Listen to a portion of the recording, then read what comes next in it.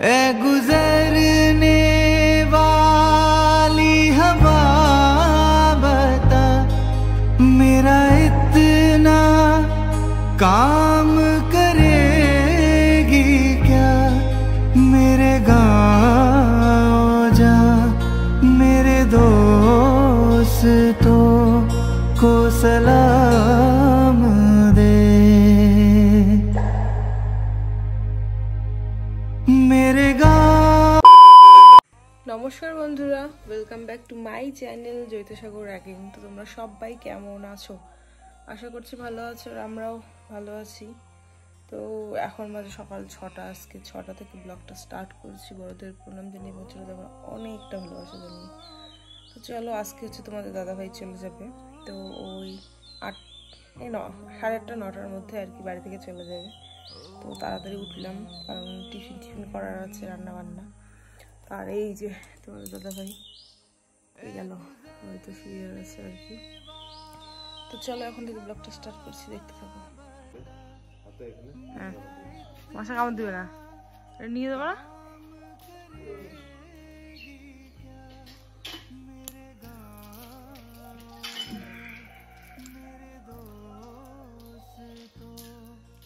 জামাটা ঠিক করে লাগাও।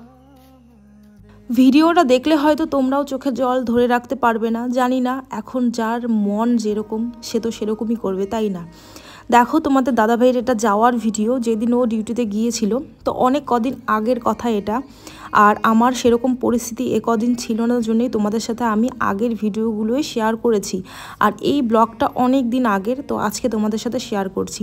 দেখো, সকাল সকাল যেহেতু তোমাদের দাদাভাই এরকম 8:30 9টার মধ্যে চলে যাবে, মানে বাড়ি থেকে বেরোবে, তার জন্য আমরা সকালবেলা উঠে তো তোমাদের দাদাভাই আর আমি ব্রাশ করতে করতে একটু রাস্তা ঘুরলাম, অনেক কথাবার্তা বললাম। তারপরে দেখো, আমি এখানে চলে এসেছি হচ্ছে লুচি করব বলে। তোমরা সবাই জানো, যারা আমার ডেইলি ভিউয়ার্স, আগের বার তোমাদের দাদাভাই যখন ছুটিতে এসেছিল যাওয়ার দিন, আমি ফ্রাইড রাইস, তারপরে হচ্ছে চিকেন, তারপরে হচ্ছে লুচি, আরও সবজি, অনেক কিছু, মানে ডিমের ভুজিয়া, অনেক কিছু দিয়েছিলাম।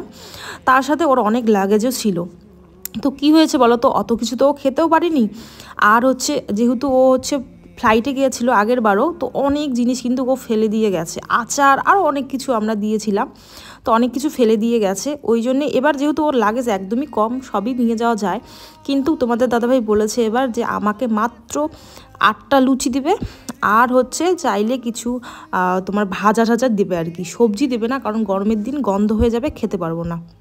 তো সেই মতনই দেখো, আমি এখানে লুচি ভাজবো, আর তার সাথে হচ্ছে একটা ভাজা আলু ঠালু দিয়ে একটা আর কি ভাজা করবো আর কি। আর হচ্ছে ভাত করব। তো ভাতটা হচ্ছে টিফিন, মানে ওই প্লাস্টিকের যে থাকে না বিরিয়ানির প্যাকেটগুলো, তো সেগুলো তো দিব। তোমাদের দাদাভাই বলেছে যে এমনভাবে দেবে যাতে ঝোল ঠোল না পড়ে যায়, আঠামাটা হয়, আর আমি ওটা বের করে খাবো, প্লাস হচ্ছে ফেলে দিব, মানে এরকম একটা আর কি ও বলেছে। তো সেই মতনই আর কি। দেখো, আমি কিন্তু স্নান টান করে চলে এসেছি রান্নাঘরে রান্না করতে, আর মাও হচ্ছে ওই দিকে ভাতটা করছে, কারণ এত তাড়াতাড়ি এইদিকে তোমাদের দাদাভাই টিফিন করব, প্লাস ঘরটার আর কি, মানে ব্যাগপত্র গোছাবো যেটুকু আছে, আর একটু তোমাদের দাদাভাইকেও টাইম দিতে হবে। তো এত কিছু সম্ভব না আমার মধ্যে আর কি, যে রান্নাও করব আবার টিফিনও করব, তাই মা কিন্তু হেল্প করেছে। আর এই যে দেখো, এখন হচ্ছে আমি আলু ভাজাটা করছি, আর তার সাথে এখন হচ্ছে জিনিসগুলো আমি প্যাক করে দিব। তো তোমাদের সাথে আমার কিছু কথা শেয়ার করার আছে, তো সেগুলো আমি শেয়ার করে নিচ্ছি। তোমরা অনেকেই বলছো যে এরকম অবস্থায়ও তুমি ভিডিও করছো, ভিডিও বানাচ্ছো, এগুলো আর কি দিচ্ছ, মানে অনেকে অনেক রকম খারাপ কথা বলছো। তো দেখো, এই ভিডিওগুলো অনেক দিন আগে মোবাইলে জমা ছিল। আজকে আমি প্রায় 1 সপ্তাহ থেকে কোনো ভিডিও শ্যুট করছি না, প্রায় 1 সপ্তাহ হয়ে গেল আমি কোনো রকম কোনো কিছু ভিডিও শ্যুট করছি না। সারা দিন আমি এই খবর, তোমাদের দাদাভাইয়ের খবর, এগুলো নিয়েই পড়ে আছি। আর আমি তোমাদের বলেছিলাম যে তোমাদের দাদাভাই কিন্তু একটা অনেক খারাপ জায়গায় এখন বর্তমানে আছে, মানে ওর যেখানে আর কি পোস্টিং, তো সেখানে ও হচ্ছে থাকে, কিন্তু ও যেহেতু মানে রিজার্ভে আছে, তো তার জন্য কিন্তু ও কিন্তু অনেক জায়গায় ঘুরে ঘুরে বেড়ায়। তো আমি তোমাদের বলেছিলাম যে খুবই একটা খারাপ জায়গায় আছে, তার জন্যই টেনশনটাও আমার অনেকটাই বেশি। আর একটা কথা অনেকে বলছে যে আমি নাকি সব কিছু শেয়ার করেছি, কি না এটা ওটা সেটা। তোমরাই বলো তোমাদের দাদাভাই কোথায় কখন থাকে না থাকে, বা ওর ড্রেস পরা বা কোনো কিছু, আমি কি কোনো কিছু শেয়ার করেছি? তোমরাই বলো। বা কি পোস্টে আছে এগুলো শেয়ার করেছি, তোমরাই বলো। তো দেখো, যেইটুকু শেয়ার করার আমি সেইটুকুই করি একজন সৈনিকের স্ত্রী হিসাবে। তোমাদের দাদাভাই যখন বাড়িতে আসে আর যখন যায়, এই মাঝের গ্যাপটাতে আমি তার সাথে ভিডিও বানাই, ভিডিও শেয়ার করি। আর হ্যাঁ, মাঝে মাঝে ও যখন ভিডিও কল করে তখন সেই ভিডিও কলের ছোট ক্লিপ শেয়ার করি, বা দেই আপডেট তোমাদের দাদাভাইয়ের এখন শরীর কেমন আছে, কোথায় যাচ্ছে বলতে এখান থেকে অন্য জায়গায় যাচ্ছে সেগুলো বলি।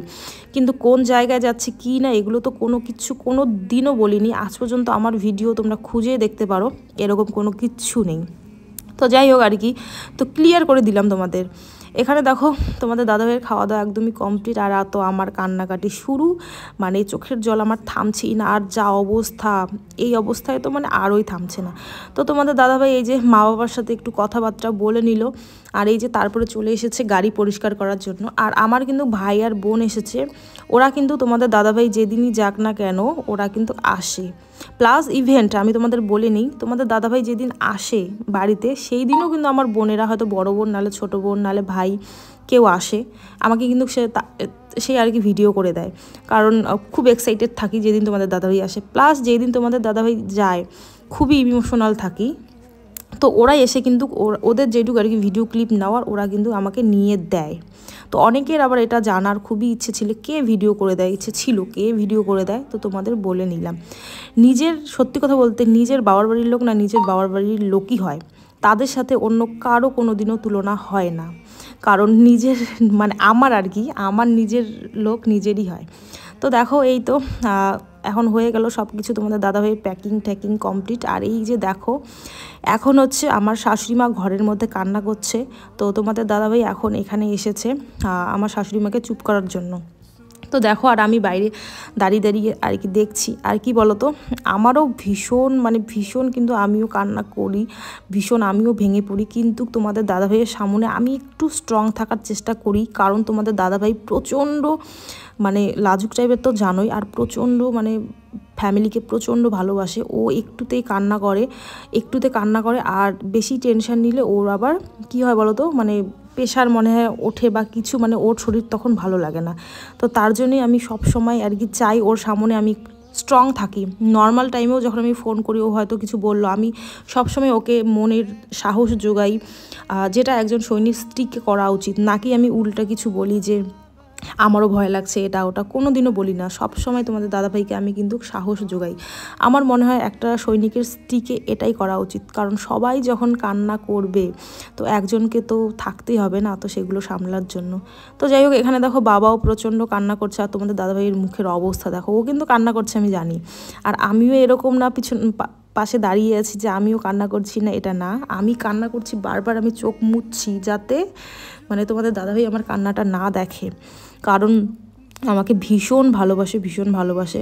হ্যাঁ, অনেক সময় টুকটাক ঝগড়া, তো এবার দেখেছো বিয়েতে টুকটাক ঝগড়াঝাটি লেগেছে, ওগুলো তো ভালোবাসা হলে তো ঝগড়া থাকবেই, তাই না? একজন মানে সৈনিকের স্ত্রী জানে যে এই টাইমটা তার কীরকম ফিল হয়, মানে বুকটা ফেটে যায় তো মুখ থেকে কিছু বের হয় না। মানে স্বামী, মানে যাকে আর কি, যার সাথে আমার বাবা মা বিয়ে দিয়েছে, তার সাথে সারা জীবন থাকার জন্য, তার সাথে সারা জীবন সংসার করার জন্য। দেখো সবাই ছেড়ে যায়, কিন্তু একটা স্ত্রী কোনো দিনও তার স্বামীকে ছেড়ে দেয় না, বা একটা স্বামী কিন্তু তার স্ত্রীকে কোনো দিনও ছেড়ে দেয় না। এটা 1-2টা ব্যতিক্রম হতে পারে, কিন্তু সব ক্ষেত্রে কিন্তু এটাই। আর আমার কিন্তু বাবা মা কিন্তু আমার স্বামীকে দেখেই আমাকে বিয়ে দিয়েছে, নাকি অন্য কাউকে দেখে। আর এই যে দেখো, স্বামী ছাড়া শ্বশুরবাড়িতে থাকা যে কতটা কষ্টকর তোমাদের আমি বলে বোঝাতে পারবো না। এতদিন তোমাদের দাদাভাই ছিল, দেখো কত সুন্দর ছিলাম। বাবা বাড়িতে যাওয়ার ইচ্ছে করছিল, তোমাদের দাদাভাই নিয়ে গেছে। কিছু হয়তো খাওয়ার ইচ্ছে করছিল, তোমাদের দাদাভাই নিয়ে গেছে। ডাক্তার দেখা, তোমাদের দাদাভাই নিয়ে গেছে। সব কিছু মানে হাজব্যান্ড, তখন কিন্তু কারো উপর নির্ভরশীল থাকতে হয় না। আমি এমনি টাইমেও কারো উপর নির্ভরশীল থাকি না, কারণ আমি একাই সব কিছু করতে পছন্দ করি, কারণ জানি আমাকে একাই করতে হবে। তোমরা অন্য কারো উপর নির্ভরশীল থাকবে, তোমার উপরে আর কি সবাই হাসাহাসি করবে। একটা সৈনিকের স্ত্রীকে যে কীভাবে চলতে হয় থাকতে হয় সেটা ভালো মতন তোমরাও জানো, আর আমিও জানি। এই দেখো যখন যাচ্ছে বাড়ি থেকে, সত্যি কথা বলতে ভিতরটা আমার ফেটে যাচ্ছে। তো তোমাদের দাদাভাই দেখো জড়িয়ে ধরলো, ও বুঝতেছে যে আমার ব্যাপারটা মানে আমার কি হচ্ছে, কারণ আর তোমাদের দাদাভাইও জানে যে আমিও ওর সামনে অনেকটা স্ট্রং দেখাই। এই যে দেখো এখন বাজে প্রায় মানে 8:30 পার হয়েছে, প্রায় 9টার মতন বাজে। আর আমার ভাই এখন ওকে কোচবিহারে হচ্ছে পৌঁছে দিবে, কারণ কোচবিহার থেকে তারপরে ও হচ্ছে বাসে করে যাবে হচ্ছে শিলিগুড়ি থেকে আবার ফ্লাইট নিবে, ফ্লাইট নিয়ে যাবে দিল্লি যাবে, দিল্লি থেকে আবার ওইদিকে মানে তারপরে আবার মানে কি বলবো আর এরকম একটা জায়গায় আছে। তো বললাম না কোথায় আছে না আছে, তোমরা যারা গেস করতে পেরেছো, না হলে তোমরা তো গেস করতে পারবে না যে কোন জায়গায় আছে, কিন্তু খুবই একটা খারাপ জায়গায় আছে। তো দেখো তোমাদের দাদাভাই পাশের বাড়িতে গেছে বলতে আর কি।